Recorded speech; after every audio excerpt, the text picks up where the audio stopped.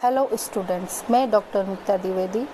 Associate professor SPC government college Ajmer से बोल रही हूँ। पिछले अध्ययन सत्रों में हमने बजट फॉर्मुलेशन के संबंध में चर्चा की थी कि किस प्रकार से वित्त मंत्रालय के द्वारा बजट का निर्माण किया जाता है और बजट प्रस्तुत करने से कम 4-5 महीने पहले इसकी तैयारी शुरू हो जाती है और संसद में बजट प्रस्तुत किया जाता है। बजट का प्रस्तुतिकरण और बजट किस प्रकार से पारित होता है, इसको जानने से पूर्व एक बात हमें जानना बहुत ज़रूरी है कि बजट से संबंधित कुछ शब्दावलियां हैं और इन शब्दावलियों का प्रयोग बार बार समाचार पत्रों में, मीडिया के माध्यम से और अध्ययन के लिए किया जाता है, या फिर जब लोकसभा में जब बजट प्रस्तुत किया जाता है तो इन शब्दों का बार बार प्रयोग होता है। तो इन शब्दों को जानना हमारे लिए बहुत ज़रूरी है कि इन सब का मतलब क्या है। तो इस तरह की शब्दावली हमें थोड़ी सी अलग तरह से सुनाई देती है, जो आम भाषा में नहीं होती। तो हमें और विशेष रूप से राजनीति विज्ञान के विद्यार्थियों के लिए ये जानना और पब्लिक एडमिनिस्ट्रेशन के विद्यार्थी के लिए जानना बहुत आवश्यक है कि इन शब्दों का मतलब क्या है, तभी हम बजट को अच्छी तरह से समझ सकते हैं। तो इसमें कुछ शब्द ऐसे हैं जैसे अनुदान की मांगे, लेखा अनुदान, वित्तीय नीति, संचित निधि, आकस्मिक निधि, लोक लेखा, संचित निधि पर भारित व्यय इत्यादि इत्यादि कुछ और शब्द भी हैं। तो आज हम चर्चा करेंगे कि बजट से संबंधित महत्वपूर्ण जो शब्दावलियां हैं उनका मतलब क्या होता है। सबसे पहले हम देखेंगे भारत सरकार के संदर्भ में ही हम इन शब्दों को समझने का प्रयास करेंगे। जैसे वित्तीय नीति, वित्तीय नीति से तात्पर्य है कि सरकार जो व्यय करती है और जो भी अर्थव्यवस्था से संबंधित जो मांगें उसके पास में आती हैं, उन मांगों को वो नियंत्रित करती है या प्रभावित करती है, और नियंत्रित और प्रभावित करने के लिए वो करों में परिवर्तन करती है। तो उस करों में जब परिवर्तन करती है तो सरकारें उस करों में परिवर्तन करते समय जो उसकी व्यय की राशि है या जो बजट घाटे से संबंधित जो भी व्यवस्था है या जो अतिरिक्त बजट है उसमें वो परिवर्तन लाने का प्रयास करती है, और इस परिवर्तन से सरकारी व्यय भी प्रभावित होता है। तो जब सरकार ऐसा करती है, व्यय में परिवर्तन लाने के लिए, नियंत्रित करने के लिए या कराधान करने के लिए जो भी वो कार्य करती है, तो वो उस सरकार की वित्तीय नीति कहलाती है। दूसरा शब्द है भारत की संचित निधि। संचित निधि से तात्पर्य है कि भारत की सरकार के द्वारा जितना भी राजस्व उसको प्राप्त होता है और उसके द्वारा जितने ऋण लिए जाते हैं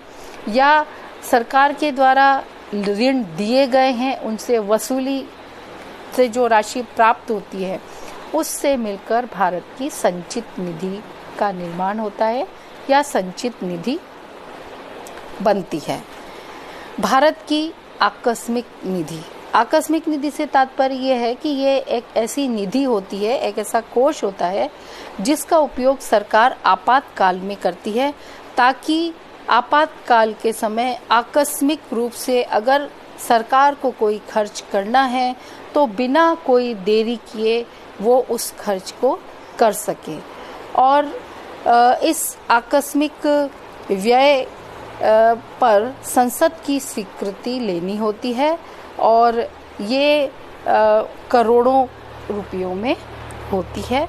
और आधारभूत निधि जो है वो कई 100 करोड़ रुपयों में होती है। एक शब्द है लोक लेखा। लोक लेखा से तात्पर्य है कि इस खाते में उस धन को रखा जाता है जो लेन देन से प्राप्त होता है, लेकिन इसका संचित निधि से संबंध नहीं होता है। संचित निधि पर भारित व्यय, यानी संचित निधि के माध्यम से कौन कौन से व्यय किए जा सकते हैं। संचित निधि में से राष्ट्रपति, राज्यसभा के सभापति, लोकसभा के अध्यक्ष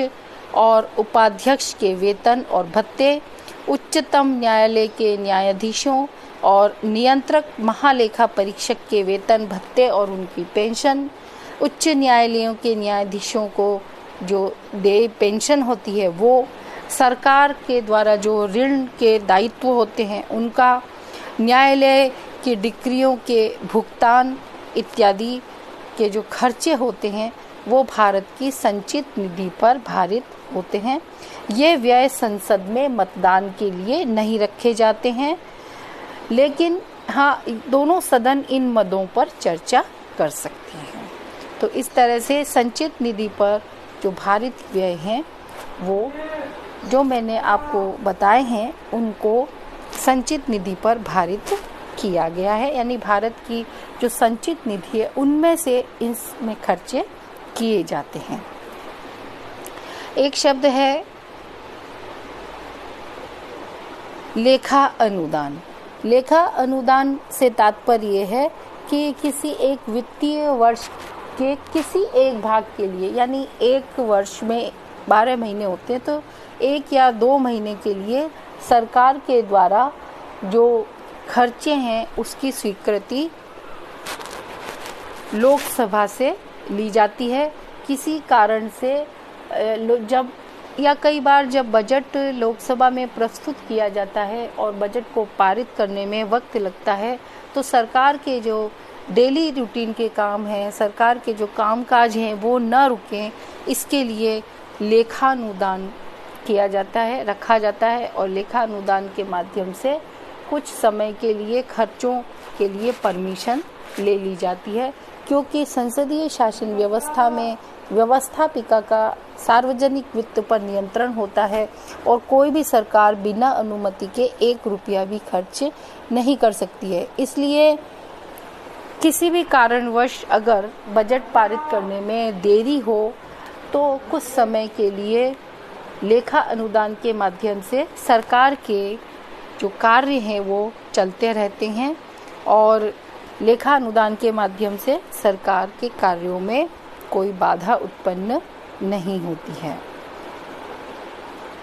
एक शब्द है अनुदान की मांगें। अनुदान की मांगों से तात्पर्य यह है कि भारत की संचित निधि में जितने भी व्यय किए जाते हैं, उन संचित निधि पर जितने भी भारित व्यय हैं, उसके अलावा और अन्य व्यय जो होते हैं वो अनुदान की मांगें कही जाती हैं और ये मंत्रालयों और विभागों के द्वारा प्रस्तुत की जाती हैं लोकसभा में, और लोकसभा में इनको अनुदान की मांगों को पारित किया जाता है। उसके पश्चात ही मंत्रालय और विभाग अपने को प्राप्त खर्चों को कर सकते हैं या उनके जो भी खर्चे हैं उन खर्चों को वो खर्च करने का अधिकार रखते हैं। इसी तरह से हम कुछ और शब्द की चर्चा करेंगे, जैसे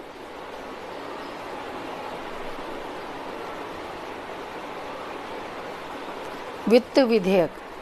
वित्त विधेयक से तात्पर्य है कि आगामी वित्तीय वर्ष के लिए कई नया कर लगाना है और जो विद्यमान कर ढांचे में संशोधन करना है या जो वर्तमान में चल रहा है उस ढांचे को ही जारी रखना है, तो सरकार के प्रस्ताव शामिल होते हैं और धन विधेयक होने के कारण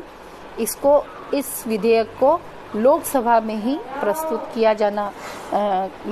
किया जाना होता है और इसके बाद में इसको लोकसभा के को ही पारित करने का अधिकार इसको होता है। तो वित्त विधेयक को पारित करने का अधिकार लोकसभा को ही होता है और लोकसभा इसके माध्यम से कोई नया कराधान या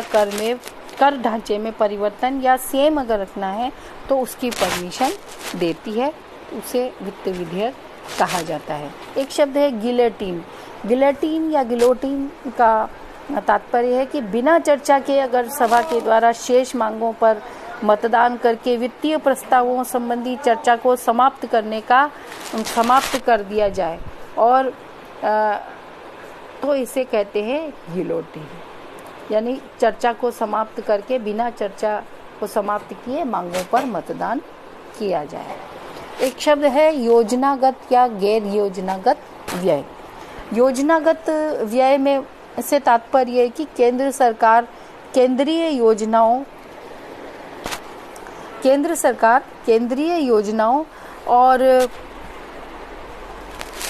राज्यों और संघ राज्यों से संबंधित क्षेत्रों की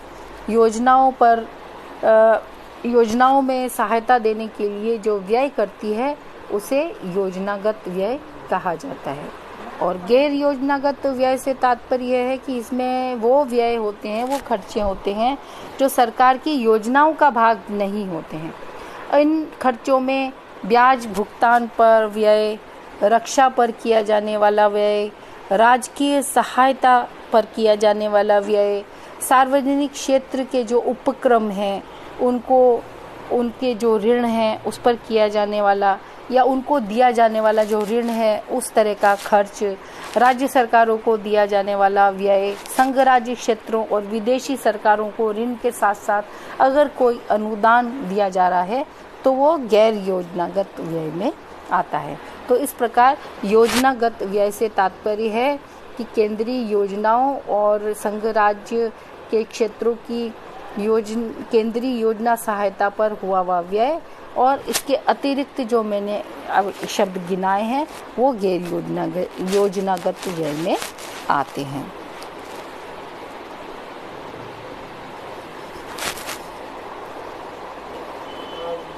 तो इस प्रकार से हमने कुछ शब्दों पर चर्चा की है। आप इसको और पढ़िएगा। जब आप इन शब्दों को अच्छी तरह से समझ जाएंगे तो आपको बजट के संबंध में बहुत ही जानकारी प्राप्त करने में आसानी होगी और आप बहुत अच्छी तरह से समझ पाएंगे कि बजट के संबंध में जिन बातों की चर्चा की जा रही है, जिन शब्दों को प्रयोग में लिया जा रहा है, उनका मतलब क्या है। Keep learning, keep growing.